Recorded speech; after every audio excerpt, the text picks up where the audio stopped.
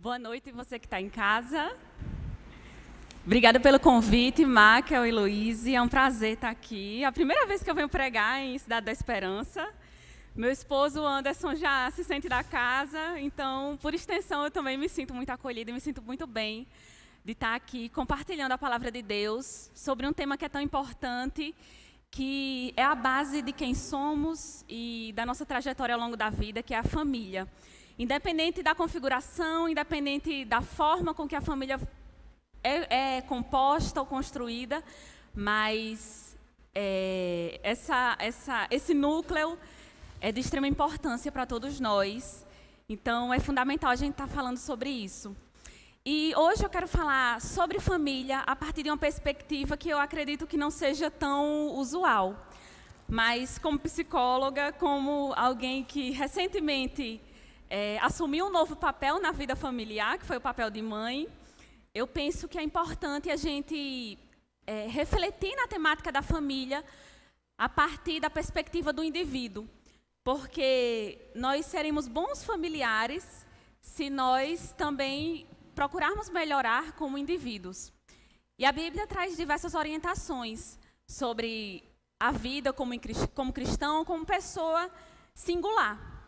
E é por isso que eu trago essa perspectiva. Não vou trazer a história de alguma família, não vou trazer orientações para os papéis familiares, mas a proposta que eu tenho para hoje é que a gente reflita sobre nosso papel singular para compor esse plural que é família. E todos nós temos papéis na nossa família, né?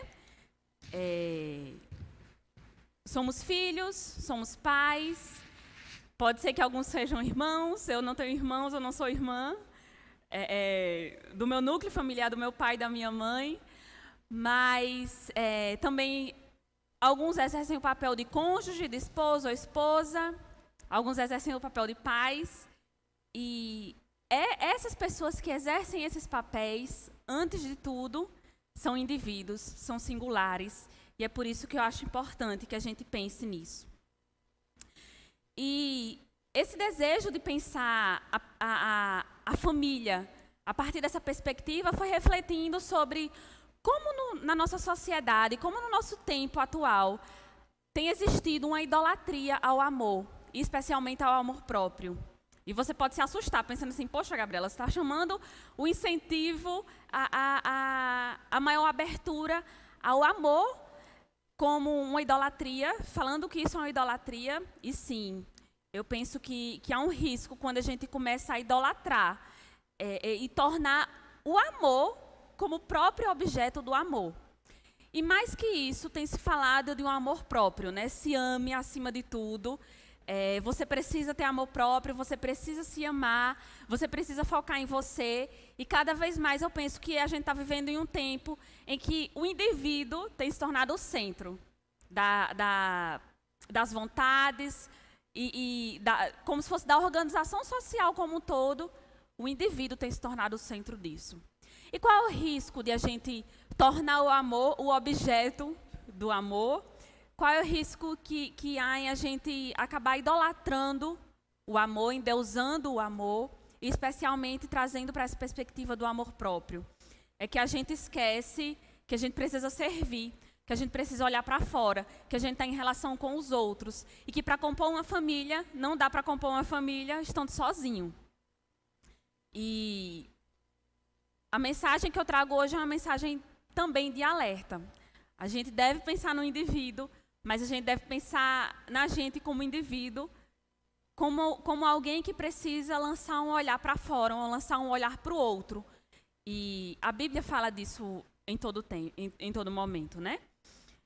A gente encontra no Novo Testamento a ordenança de que a gente deve amar o próximo como nós amamos a nós mesmos.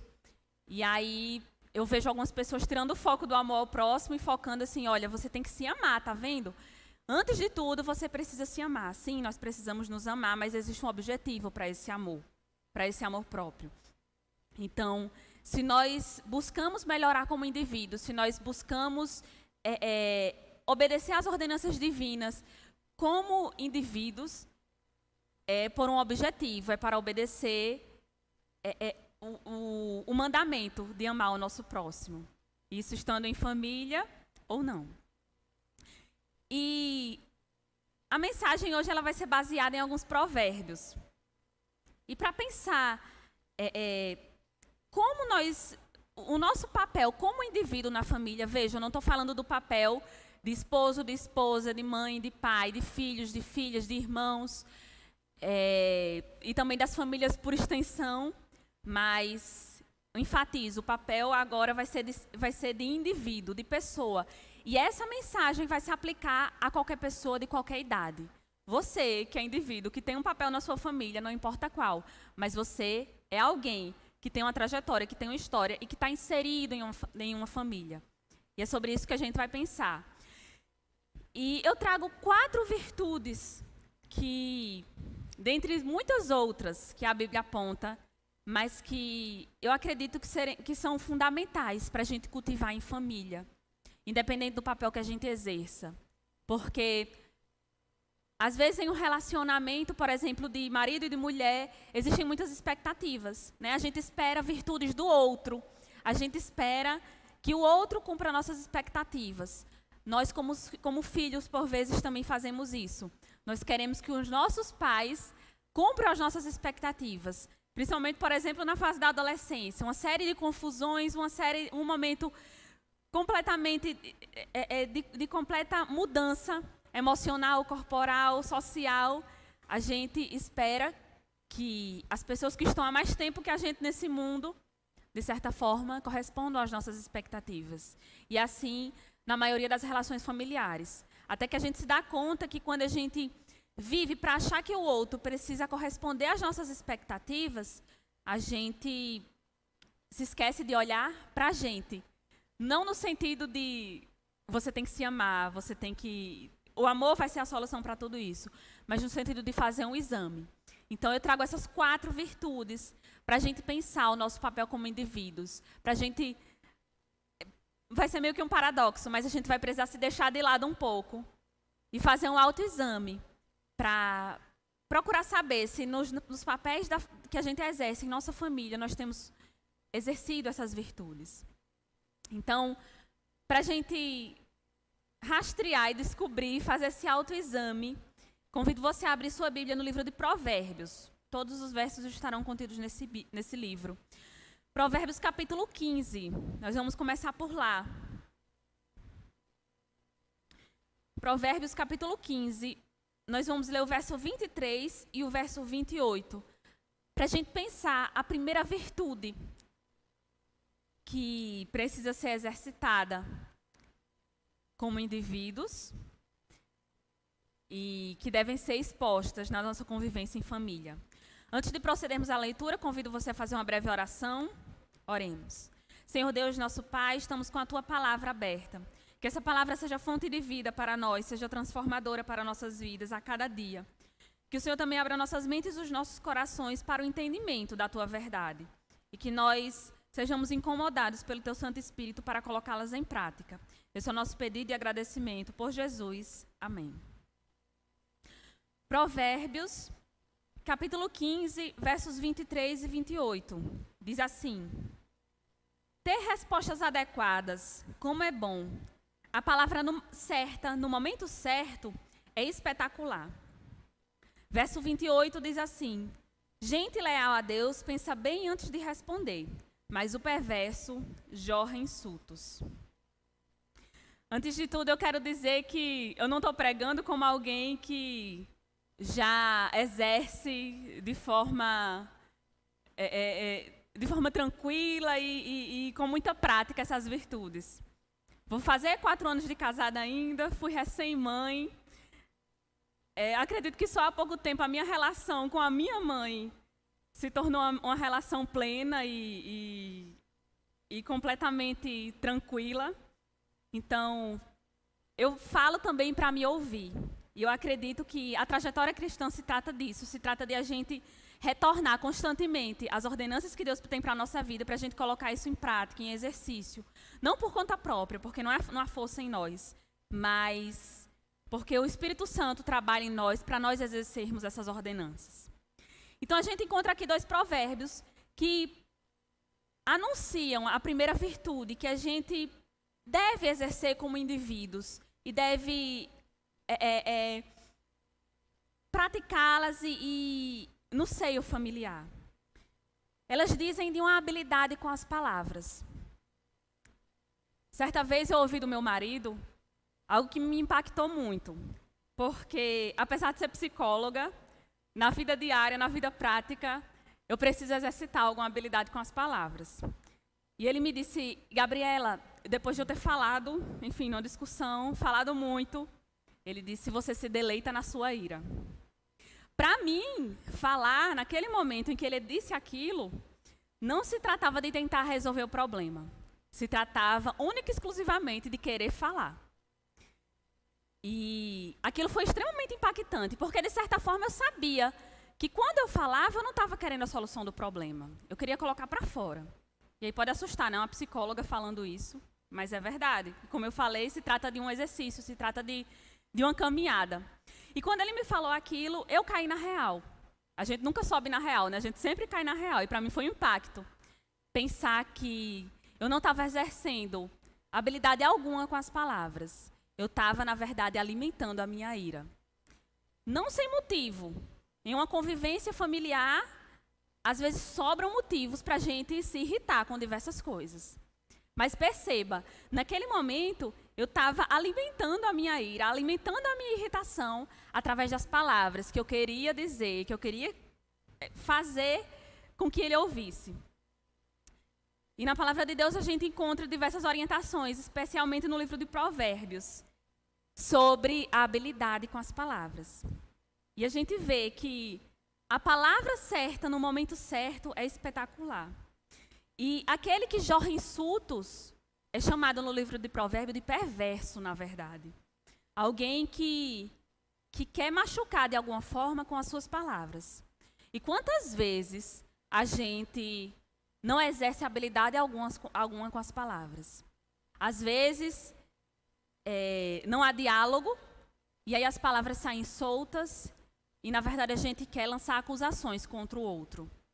Às vezes a gente até quer resolver algum problema, mas a gente usa as palavras erradas no momento errado, da forma errada, e na verdade as palavras são como se fossem lançadas ao vento, porque elas acabam não resolvendo nada. Quantas vezes os filhos exercem até uma ingratidão contra os pais através das suas palavras. E em família, por a gente não fazer um autoexame como indivíduos, a gente, na verdade, se torna alguém desabilitado com as palavras. A gente não exerce habilidade alguma com as palavras. E imagina o perigo disso ao longo de anos.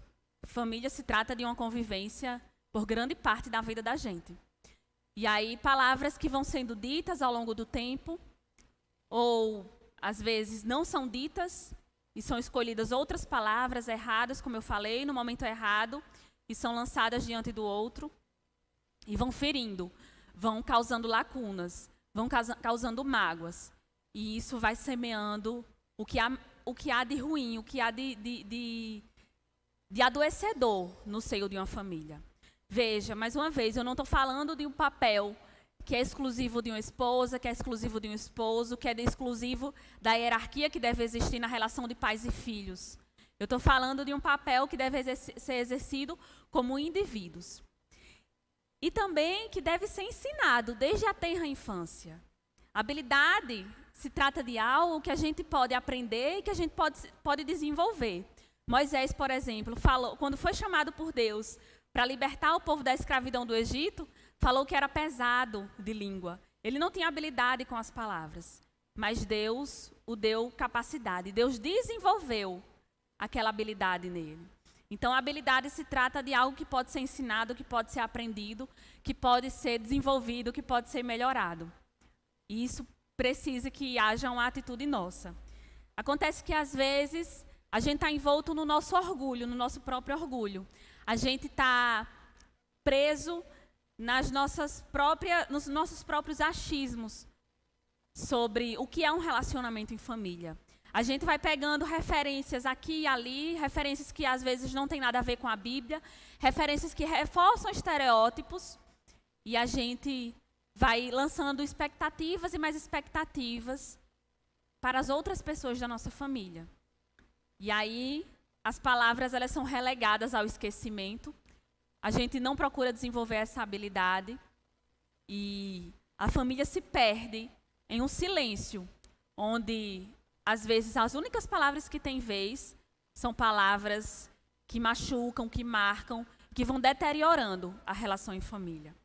Então, é importante que a gente tenha em mente que a habilidade com as palavras é uma habilidade que todos nós, como indivíduos, precisamos exercer se a gente quer conviver bem em família.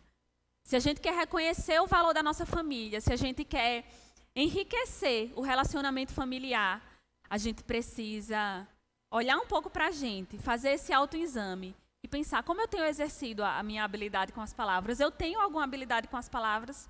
Eu tenho cuidado do que tem saído da minha boca? E veja, essa habilidade não é uma habilidade que se aplica, assim como as demais virtudes. Não são coisas que se aplicam exclusivamente na relação em família, mas são coisas que se aplicam em outros círculos sociais onde a gente convive. E aí também tem outro perigo, porque às vezes nós, como familiares, temos habilidade de dialogar, habilidade de falar com os outros, né? Fora do nosso círculo familiar. E aí vem aquela velha história de as pessoas de fora verem um pai de família, uma mãe de família, um filho, enxergarem aquela pessoa como alguém irrepreensível, porque suas palavras, suas atitudes aparentam alguém que é bem relacionado com sua família. Só que no seio familiar, essa pessoa esquece de aplicar essa habilidade que ela tanto demonstra ter fora. Então, veja, não é algo que é exclusivo da relação em família.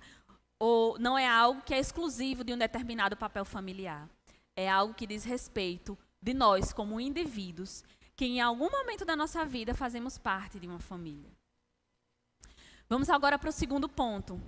A gente gosta de falar. É importante que a gente tenha a habilidade de falar. A gente quer ser ouvido, mas será que a gente tem ouvido também? Vamos lá para o verso 12 do capítulo 15 ainda. A gente vai voltar um pouquinho. Verso 12 e depois a gente vai para o verso 31. Diz assim: o arrogante metido a sabido não gosta que lhe digam o que fazer. Ele evita até a companhia do sábio. Verso 31 do capítulo 15 diz assim: quem ouve os bons conselhos viverá bem e será como um convidado de honra entre os sábios. Às vezes em família é difícil ouvir.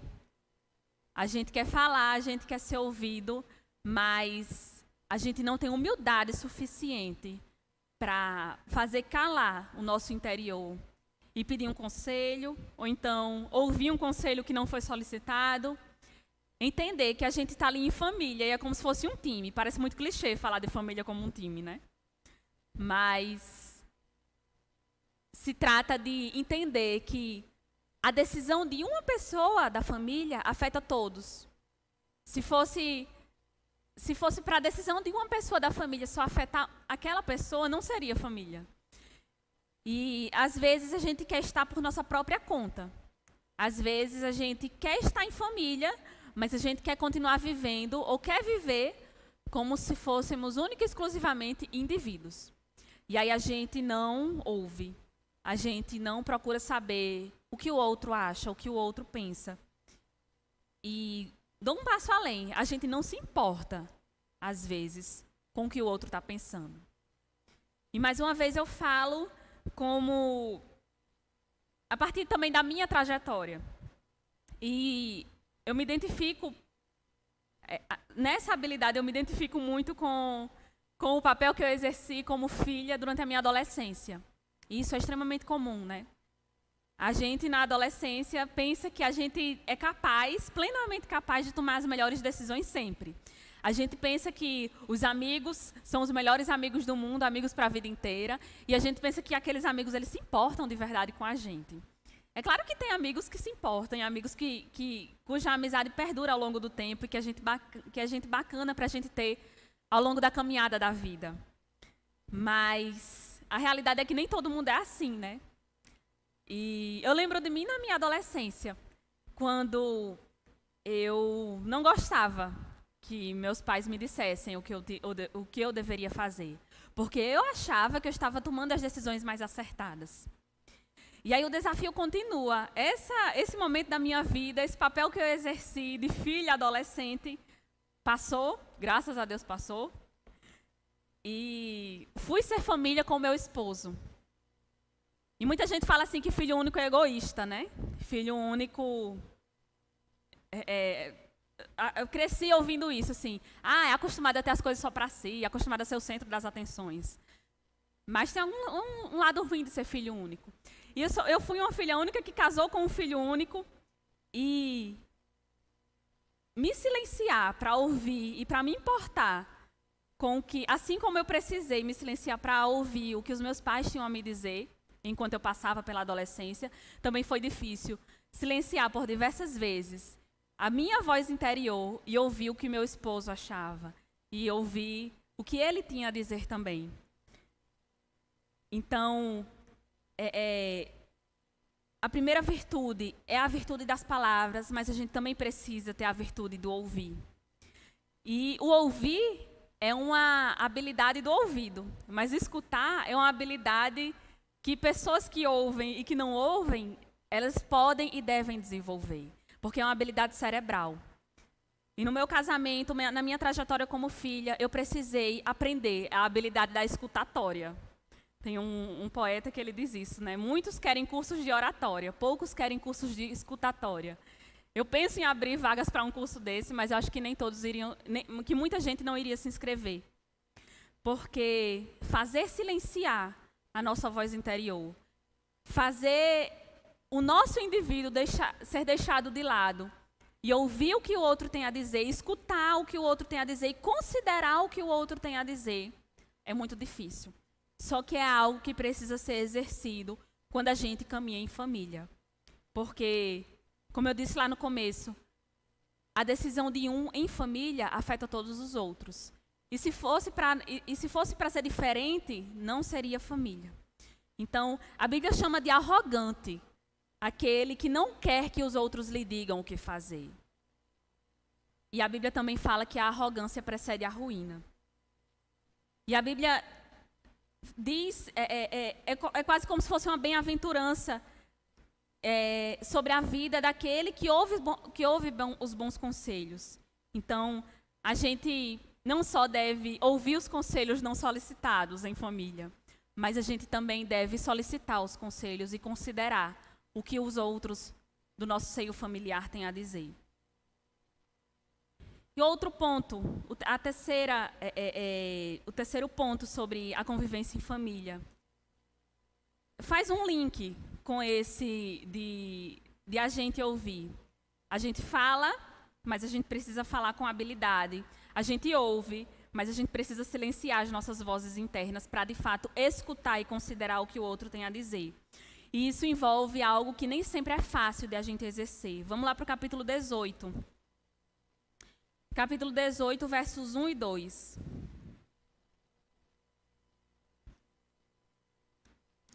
O verso 12, né, que a gente leu agora, fala de arrogante quem não ouve o conselho. E, novamente, é falado de alguém que não olha para o exterior, não olha para o outro, não busca ouvir o outro. Diz assim, capítulo 18 do livro de Provérbios, versos 1 e 2. O egoísta que só olha para o próprio umbigo é uma afronta à vida em comunidade. Os insensatos nunca param para pensar na realidade. Tudo o que fazem é falar pelos cotovelos. Vamos lá para o capítulo 20, verso 18 também, que é outro verso sobre esse. Antes de fazer a proposta, peça o conselho. Na hora de executá-la, não dispense nenhuma ajuda. E isso aponta para outra virtude que eu trago, que é a abnegação e renúncia. Ouvir e considerar o que o outro tem a dizer, se trata de abnegação e renúncia. Pedir ajuda, viver em família, se trata de abnegação e renúncia. E naquele ideal de relacionamento que a gente vê na TV, vê nos filmes, nas redes sociais, a gente vê um ideal onde o outro faz a gente feliz, né? E tudo corre bem. E as famílias são aquelas famílias de margarina. E aparentemente todos são bonitos, cheirosos, bem vestidos e convivem tranquilamente. E a gente esquece que o que é essa aparência que a gente vê nesses ideais de família, nesses ideais de relacionamento, essa aparência quer indicar, se propõe a indicar, não se trata de algo apenas exterior, né? Não se trata de apenas corresponder às expectativas do outro. Não se trata de o outro vai me fazer feliz, eu vou namorar, vou noivar, vou me casar, vou conviver em família, vou ter filhos. Ou o filho pode pensar, eu vou satisfazer as expectativas do meu pai, dos meus pais, para que o outro me faça feliz. O que ninguém avisa para a gente, quando a gente vê esses ideais de família, é que, na verdade, estar em família e que a felicidade refletida nesses ideais e nessas imagens, ela tem um custo. E o custo dela é alto. O custo é abnegação e renúncia. Então, é uma abnegação onde o amor não é o objeto do amor. A gente não ama o amor. Onde o amor não é um amor exclusivamente próprio, para que a gente consiga construir o relacionamento em cima desse autorrespeito, auto-amor que a gente tem. Mas é um exercício diário de entender as necessidades, as lacunas, as faltas do outro e ajudá-lo nessa caminhada da vida. Perceba, mais uma vez, eu não estou falando de papéis, de marido, de mulher, de pais e de filhos. Eu falo de habilidades, de virtudes que, como indivíduos, precisamos exercer em família. E para estar em família, a gente precisa exercer abnegação e renúncia. E um alerta aqui, que eu acho que eu devia ter dado no começo. Claro, eu estou falando aqui de relacionamentos saudáveis, de relacionamentos onde existem problemas, mas problemas que são aceitáveis, problemas que são contornados através do diálogo, através de um aconselhamento pastoral, enfim. Porém, sabemos que nem todas as famílias não conseguem exercer essas habilidades, porque sequer conseguem exercer o respeito mútuo, porque sequer conseguem ter uma convivência harmoniosa. E isso é algo à parte, que não vai se resolver com o desenvolvimento dessas virtudes. Porque para desenvolver essas virtudes, as pessoas envolvidas, que estão ouvindo aqui essa mensagem, precisam se propor a fazer isso.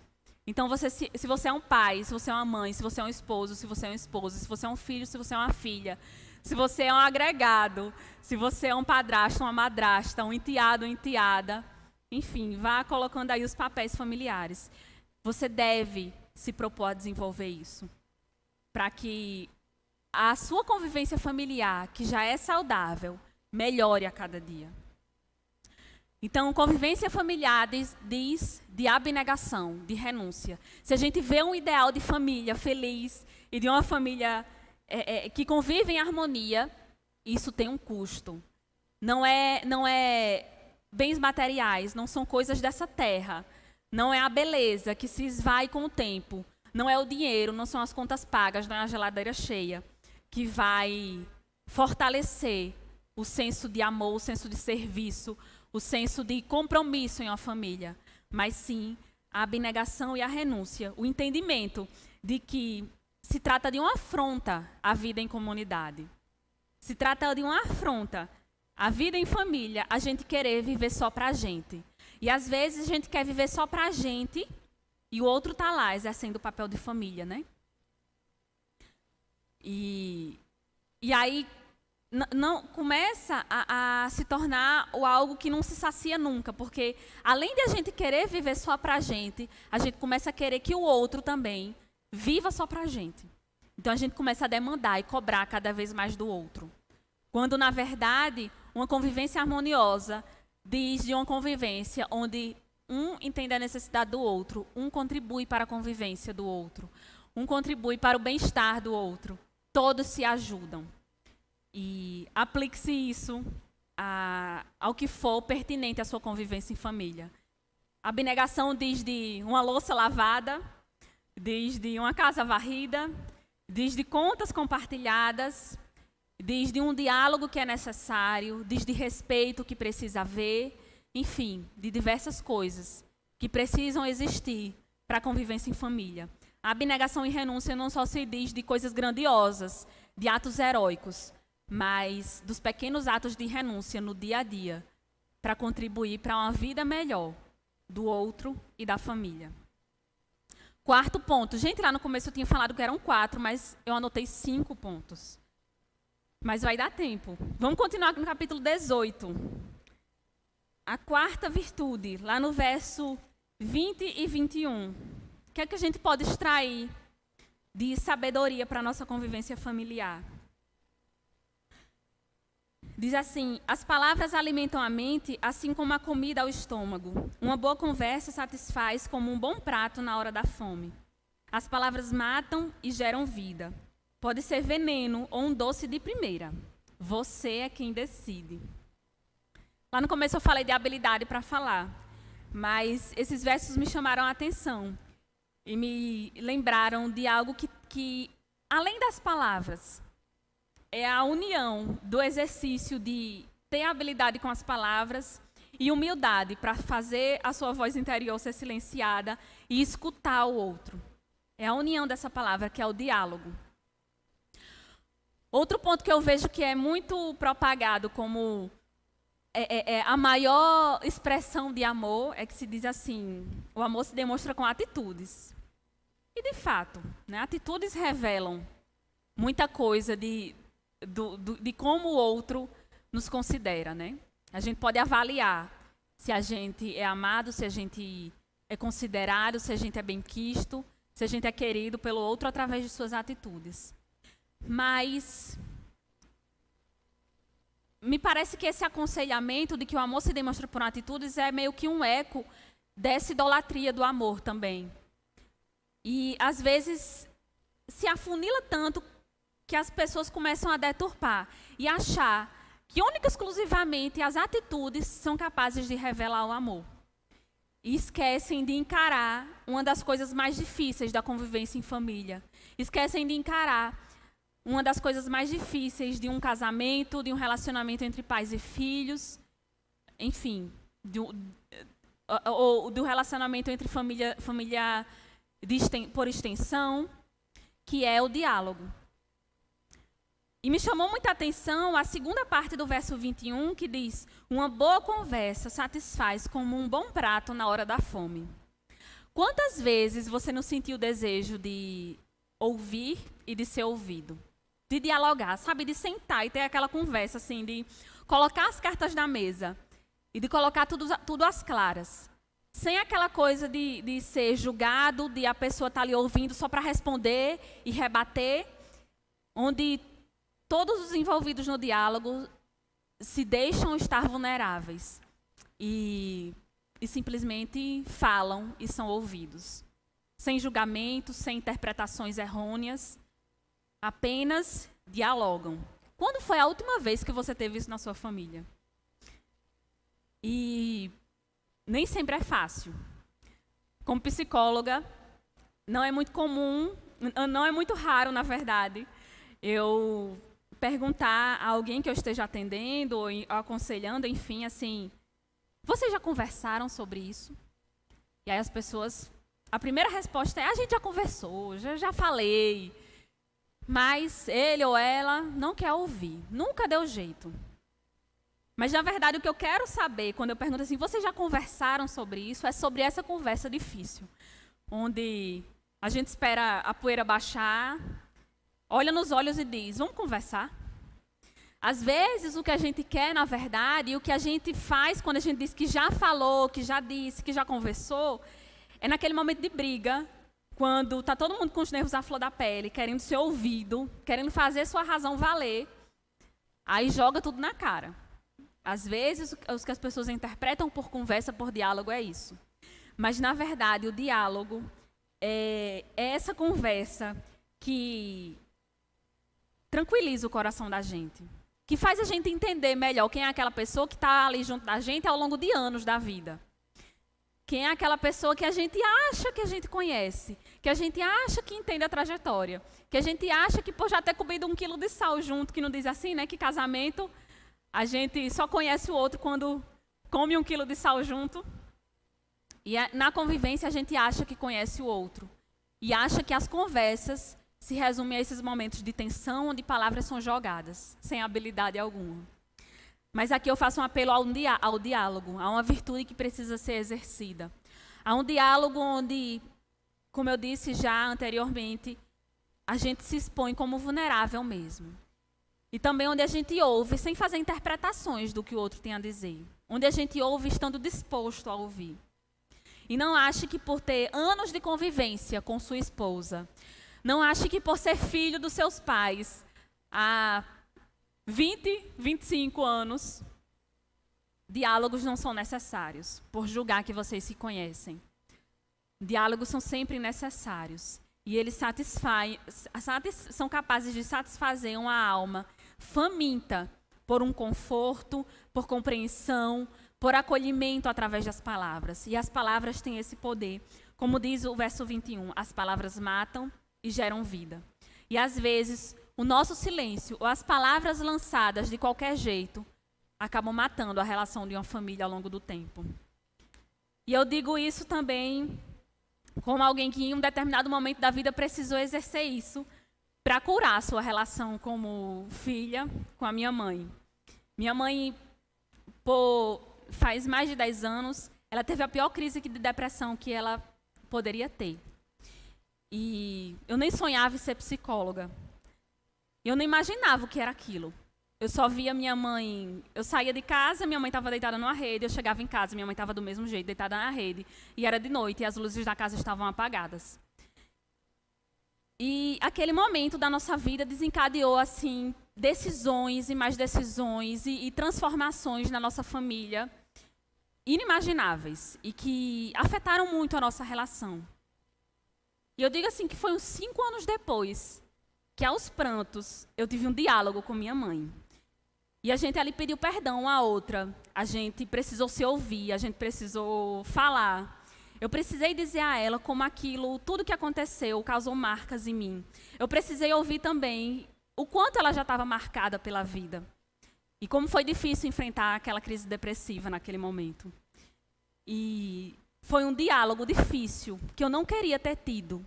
Que era complicado, né? Porque eu precisava estar disposta a ouvir também, estar disposta a falar da forma correta, no momento correto.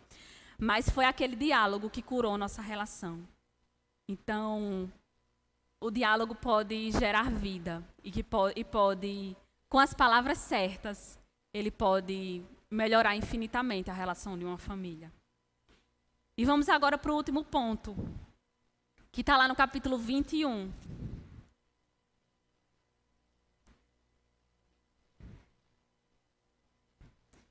Capítulo 21, verso 17.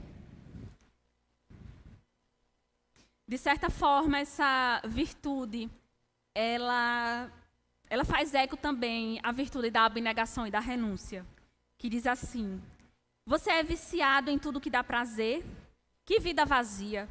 A busca do prazer nunca é satisfeita. Nós somos seres completamente não, mas constantemente insatisfeitos. Sempre estamos em falta de algo. Sempre a gente acha que poderia ter algo mais na nossa vida.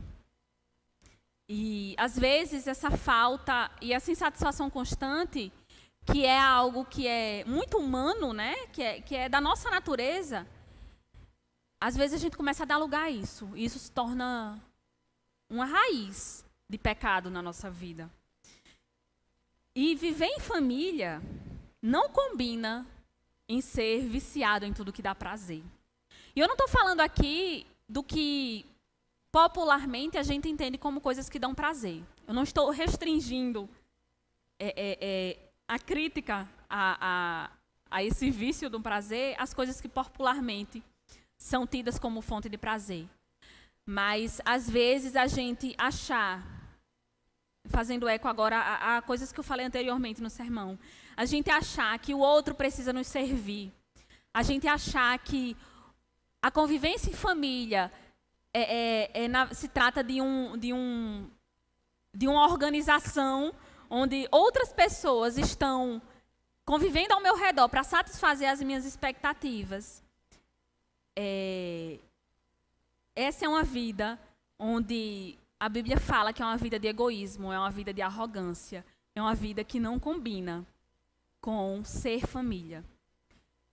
Na verdade, para estar em família, a gente precisa deixar o nosso prazer próprio em segundo lugar. Abrindo parênteses aqui, falei que esse prazer não se trata do que popularmente é tido como fontes de prazer, mas falando especificamente aos casais casados. Em relação ao prazer sexual, a gente precisa ter em mente que a gente está na relação, especialmente no que se trata do prazer sexual, para dar e para receber, mas, fora isso, às vezes a gente começa a enraizar essa noção de obter pequenos prazeres, seja alimentando a nossa preguiça, seja alimentando o nosso egoísmo, nossa arrogância, nossa individualidade, né? Nosso individualismo no sentido de a gente estar em família e colocar a gente como em primeiro lugar, começar a tornar essas coisas como fonte de prazer e acabar minando também a nossa convivência em família.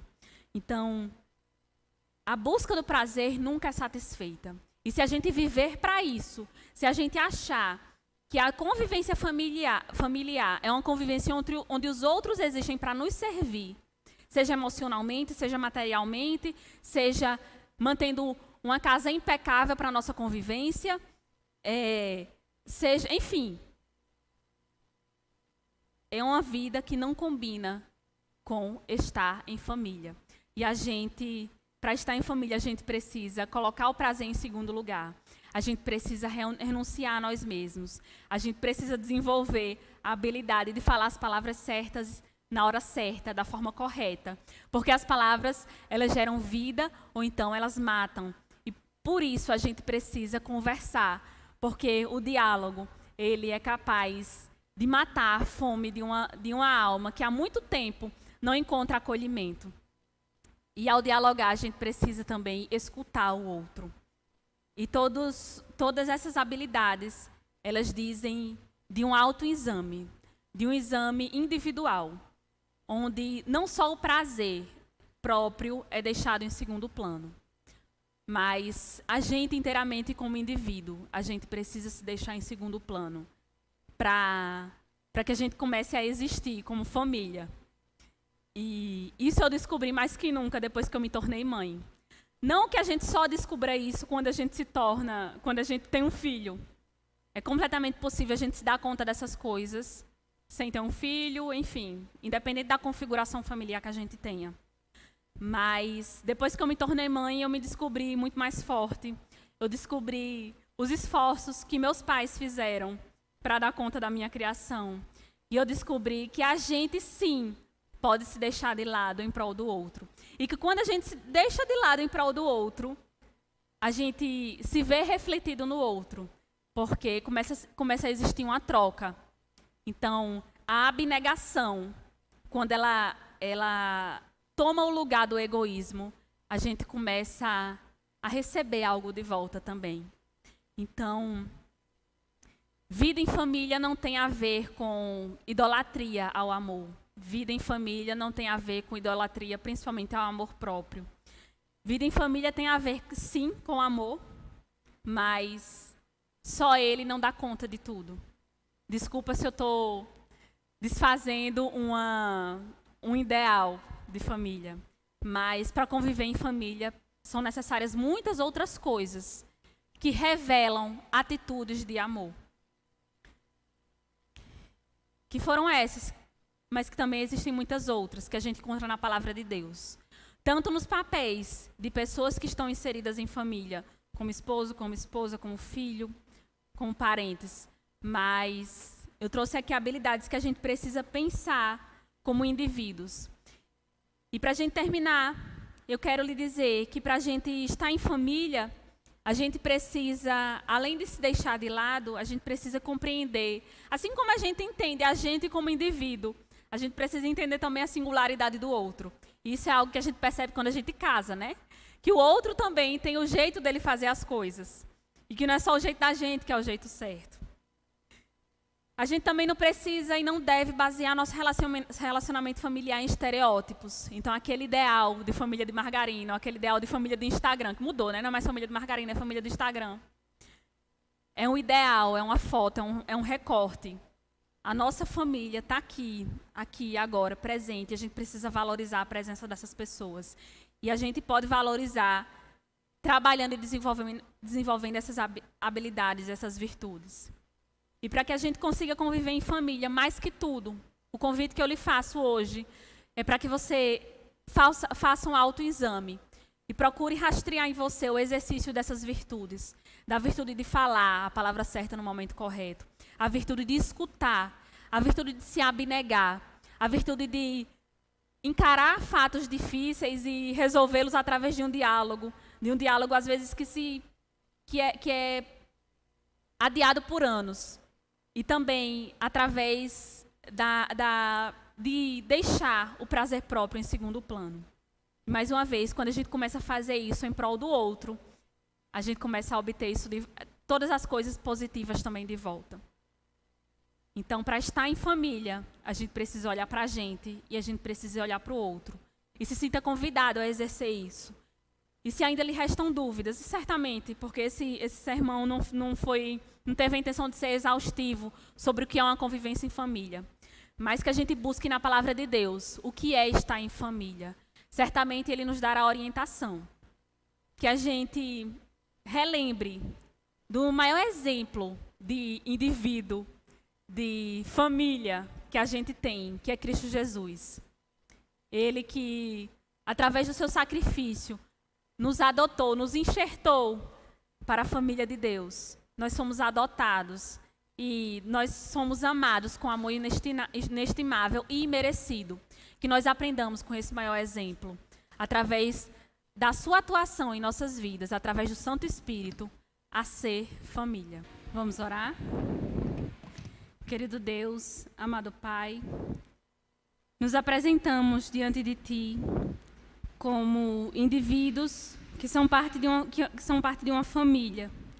Famílias terrenas, das mais diversas configurações, das mais diversas histórias, com as mais diversas marcas. E parte também de uma família celestial, de uma grande família, que tem um exemplo de vida, que é o próprio Cristo. Que de um jeito único soube usar as palavras para trazer vida, que ouvia as pessoas e ouvia as suas histórias, as suas lutas, as suas faltas, as suas expectativas, que de uma forma abnegada renunciou ao seu trono no céu e veio à terra e entregou sua própria vida para resgatar a humanidade e nos enxertar na família de Deus.